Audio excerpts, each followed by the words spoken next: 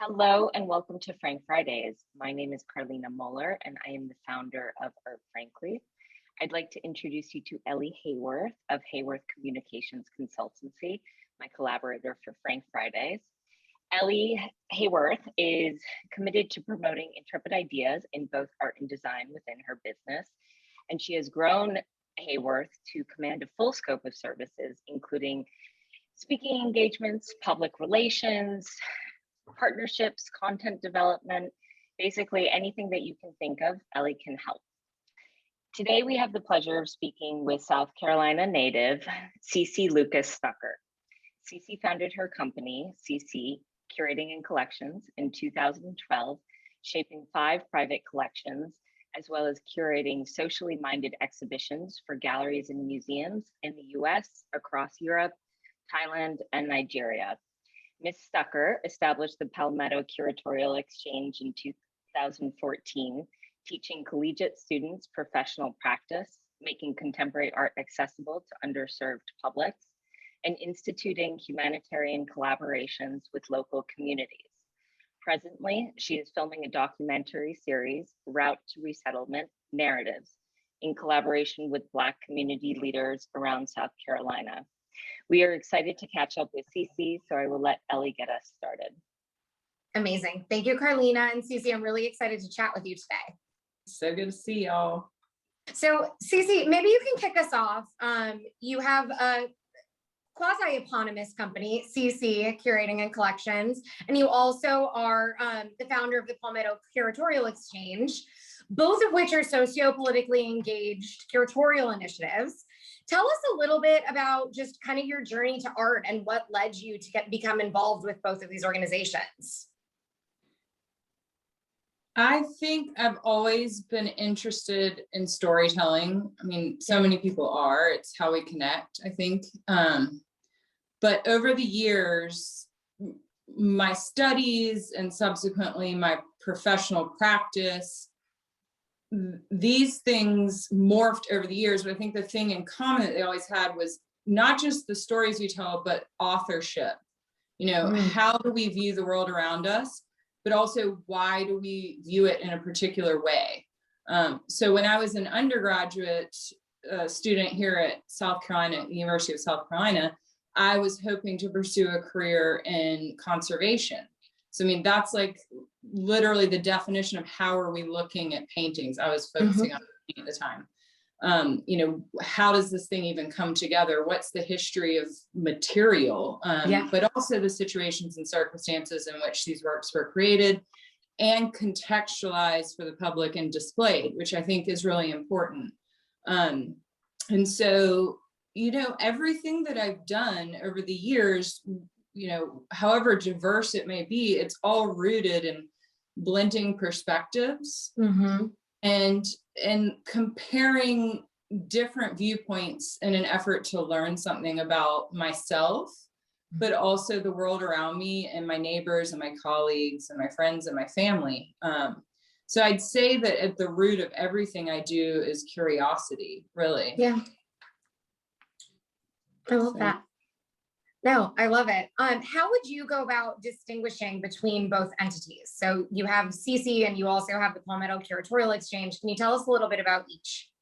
Well, one is for profit. That's the advising entity, CC Curating and Collections.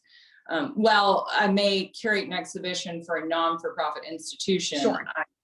Accepting a fee. And then the other is non-for-profit. And the idea there is really rooted in education, but also economic development. You know, my mother was a pretty large economic development attorney here in the state of South Carolina. So even in high school, I was interning at the economic development office.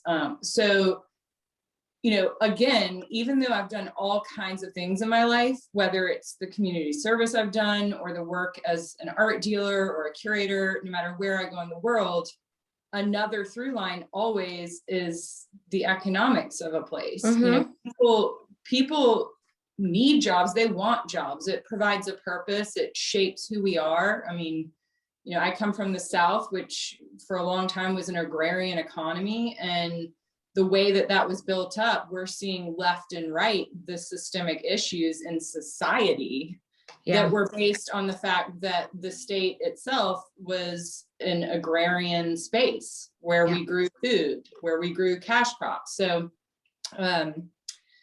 yeah, I think that education is really what shapes both entities, you know, personal, but also with my collaborators.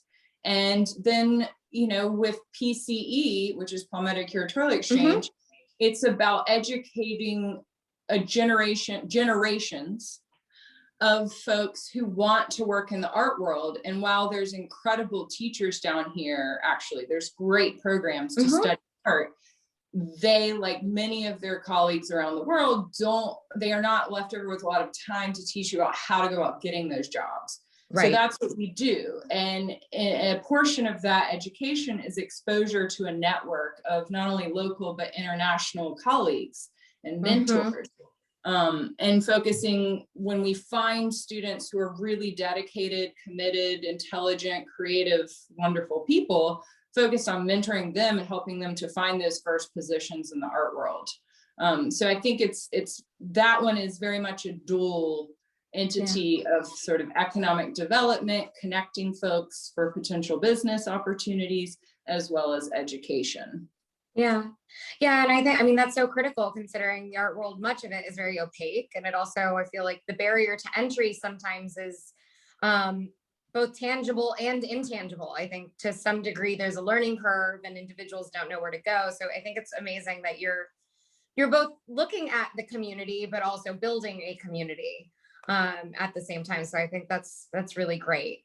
So personally, you know, as I was kind of prepping for our chat today, I came across an initiative that you're working on your Instagram that has to do with a community leader in a boxing gym.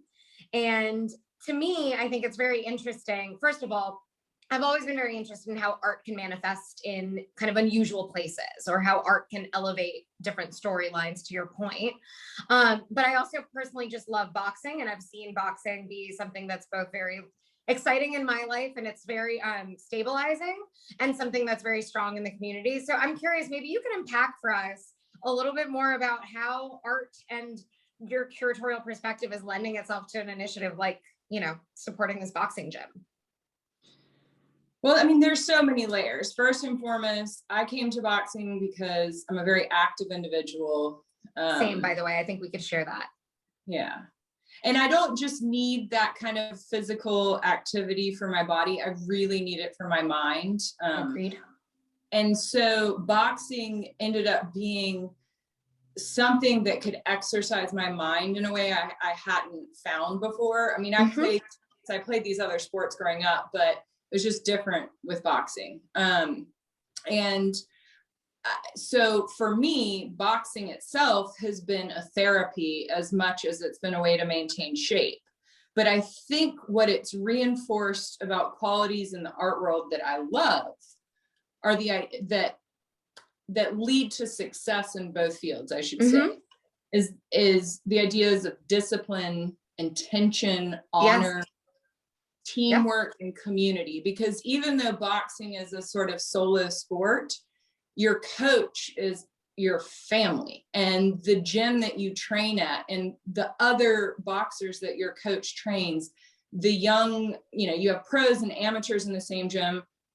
The boxing gym where I go, you have 5-year-olds who can punch better than me. You know, it's a sense of community that is, I mean, for me, unparalleled. And so I think that is something that really, it highlighted for me what's most important in the world. I think regardless of what career path you take, I think those attributes of discipline, honor, teamwork, intention, you know, these things, and community, and making sure you are an honorable member of your community, I think they're so valuable. And it's a performance in and of itself, but it's one where you have to not only be prepared, but you have to be flexible. You know, not just in your joints, but in your mind.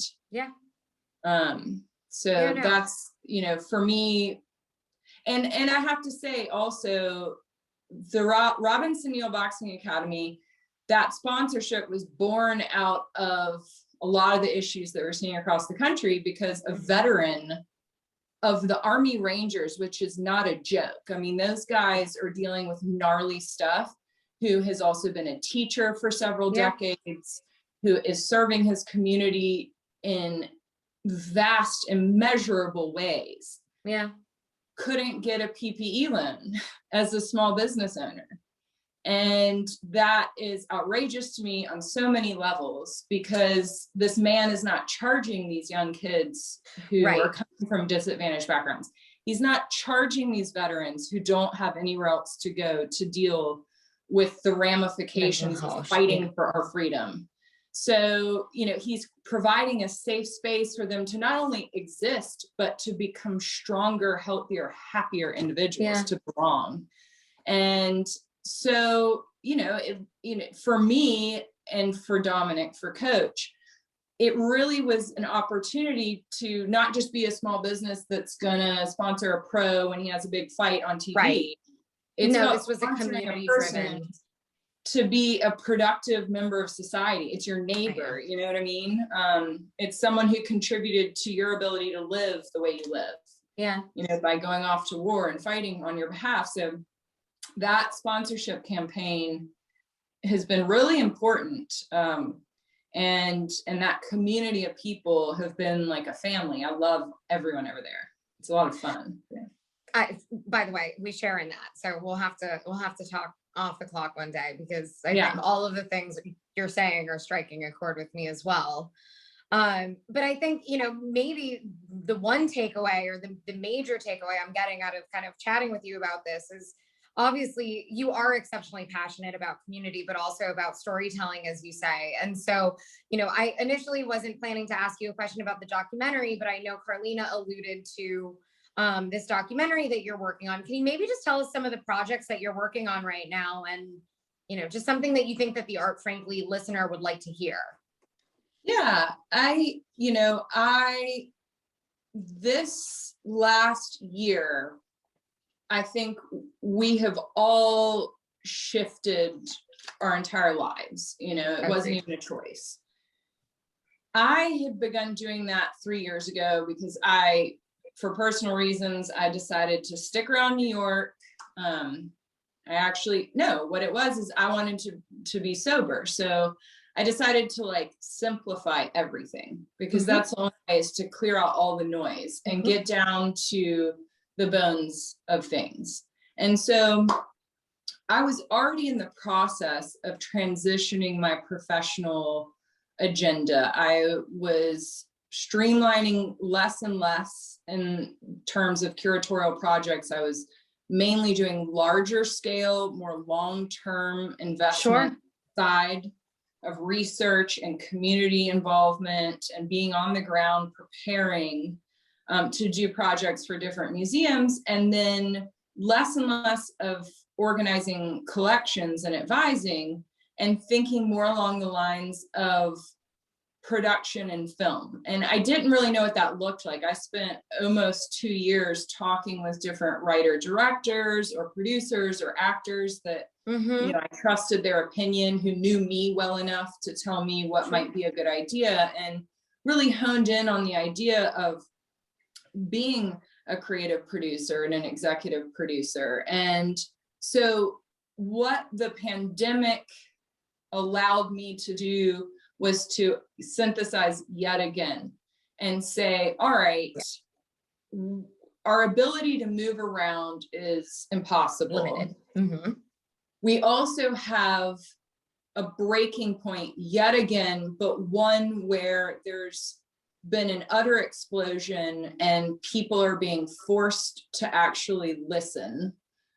They might still argue with ridiculous comebacks, but we're no longer ignoring the systemic societal infrastructure that has been detrimental to literally just being a human, So I think that the opportunity to revisit a previous exhibition called Route to Resettlement, which I had created, I think we opened in 2016 here in Columbia, South Carolina at the Man Science site. that exhibition had been conceived as an ongoing project to invite local to international artists into South Carolina, to different cities, different locales, all that resonated distinctly with Black communities around the state of South Carolina, to create site-specific projects where they would work with the community members. The idea was to continue that project as an art installation every 5 or 10 years, just depending on the scale. Yeah. And so we were kind of gearing up to invite folks to come for site visits and to start doing the research. And it rendered that impossible. Yeah, and that makes perfect sense. I just thought to myself, well, there's no reason to not forge ahead with the project. And I think I had rewatched Schindler's List. And so I was diving more into Spielberg and the Shoah Foundation. And I remembered about the testimonials archive that he created with survivors of the Holocaust. And so I thought to myself, well, that's exactly it, because the mission of that project is to generate empathy and combat discrimination. And that's what my goal with Route to Resettlement was the entire time. So why don't we sit down and create a portrait of this state the same way we were collaborating with these visual artists, but by literally hearing the stories of these neighbors of mine, and neighbors around the state. It's not just next door. Of course, yeah. So we go into different communities and we speak with people almost, literally in some cases showing up and sitting on their front porch. But that's the vibe. The idea is that these folks are inviting me into their home to hear a bit of their story. Who are they? Like, what shaped them? What's important to them? What is their story? What is it that they're doing day to day in their life, and how does that shape the community that they live in? And so the good thing about that is that we 100% we discuss challenges and atrocities and pain, but we also 100% we talk about the beauty and the joy and the celebratory nature of being alive. So you get the full scope of who each of these human beings are. And I think that project has been so far like one of my favorite things I've ever done. But that's, I love people and I love learning people's story. I love hearing about who they are. So, I hope that as I work through this project on a massive learning curve of how to make film, that I can convey the amount of gratitude and excitement and knowledge that I'm gaining through this process to our viewers, that once we round this out. That's amazing. Cece, sorry, go ahead. Oh, well, I was also going to say, well, you have another question about being engaged. I can wait. About being, I'm happy. We can go ahead and just jump into it. We'll be talking about the kind of paradigm shift with patronage versus investment. Yeah, I think that was something, so patronage, investment, and or versus, these two things have always been and always will be at odds with one another. Yeah. Some folks are able to strike a balance, and that's not just in the art field, it's in every industry. But, given the lack of regulations that we have in our industry, I would say that I feel it's rampant, the idea that you're either here to invest or you're here to, support. Yes. And I think that my hope is that myself, my colleagues, that we can, that the economic structure in this system, that the mechanisms of commerce allow for and afford a sustainable living to be earned.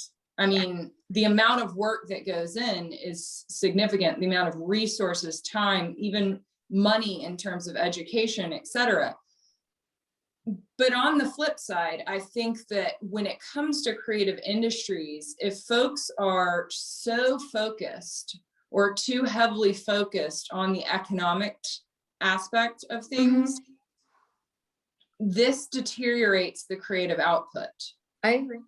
I think that, and I think that, I don't know this for sure because I wasn't in New York, let's say in the 80s or the 90s. Sure. But something I witnessed in a huge way was my generation being a generation that comes out of high school and university during a massive recession without jobs available and incredible exorbitant amounts of student debt.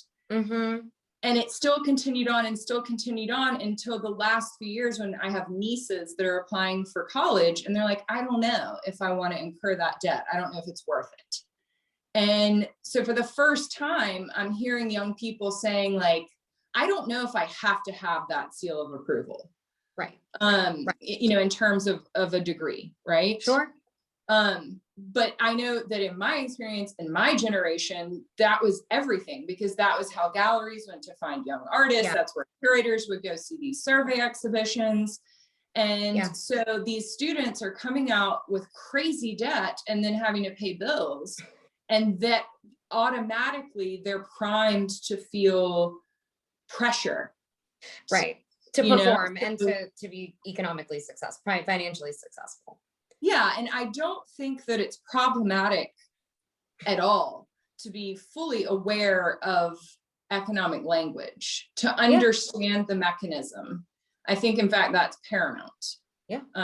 That's good business to understand the business that you're in. And the mechanics. Yeah, absolutely. Right. But when it comes to your output, you know, if it all boils back down to storytelling and perceptions, you know, are you making something that's going to make a significant impact if all you care about is paying your bills? I would say, no, you're not. You know, so that's where that boils down to. In terms of new media, in terms of digital art, these NFTs, all of that stuff comes down to medium material. I mean, they're all tools. And I think it's all super interesting to see how artists can reinvent their toolbox and how they can work with new materials and how they can expand their practice and expand the landscape in which their artwork can exist. I think that's super awesome. I think, let's say with these NFTs, you know, this explosion, well, you know, that's never a great sign. I think it's a great sign that people could be interested in exploring material. Right, but it's not reflective of a healthy market. No, definitely not. But then even more is within a couple of weeks, you start to see reporting, granted in places like the New York Times, i.e. places where people like me would already know this information or read it in something similar about the environmental impact of a single NFT. Right. And I think that there's no way I would support knowing these things now. There's no way I would support an artist creating in that material. It's outrageous. It's atrocious because, you know, if your whole idea is to be inquisitive about the human condition, then you have to be considerate of the impact of your work on the environment, yourself, the world around you, and the humans that exist within it. So far more interesting to me to have an artist confront that dilemma and try to find a solution to neutralize the carbon footprint of their NFT. Than about Beeple, who has literally no career outside of a marketing ploy by Christie's, you know? I'm in agreement. I mean, I think there is something to be said about the art world also.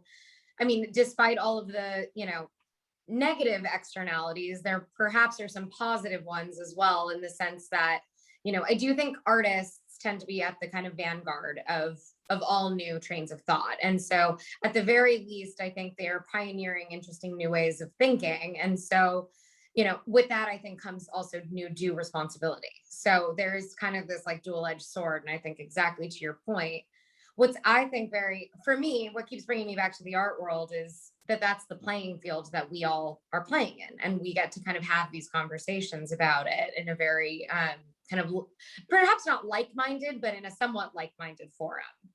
So I don't know. I think that's a very interesting conversation to be had, and I'm enjoying hearing. I don't know. I really appreciate that you're capturing stories in such a kind of a thoughtful way. I'm curious, Cece, from like a professional practice standpoint, what is one thing that you do every day in your professional life that you think kind of keeps you on top of your game, or that you would advise others to consider? I mean, you have to stay inquisitive. Yeah. Or I've been told you don't tell people they have to do something. I have found I encourage you to stay. I have found that staying inquisitive is almost like a life force. Yeah. So you read, you look, you ask,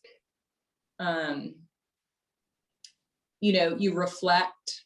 I think that curiosity is all about the ability to grow, to be better, to feel better, to do better, obviously also to make mistakes, but then learn from them. Yes.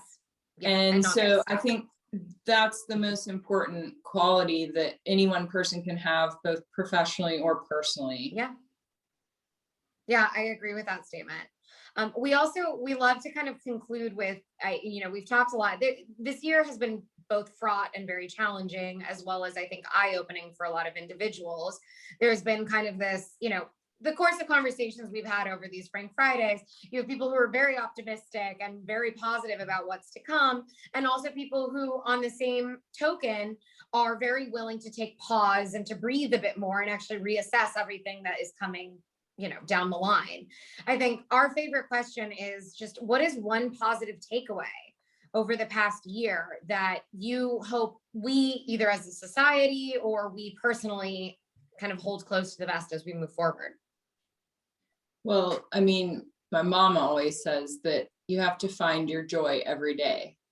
Yeah. And you have to, because even if you're fighting the good fight, yeah, and life is arduous, or even if you're in a refugee camp in South Sudan, there is joy to be found. There's joy to be had. It's sometimes harder to go out and find it and grasp it, but it is what makes it all worth it, particularly when things are challenging. And, so go out and find a way to laugh, or find something beautiful to appreciate, or just breathe, I think it's the most important thing. I think that's a great note to conclude on. And I don't know, Cece, I feel like we could have this conversation for hours and hours. I would love to pick your brain, because it seems like you have so many interesting stories and you've come across amazing collaborators and people in your career. I appreciate you taking the time to chat with us today. Yeah, thank you all so much. It's been awesome.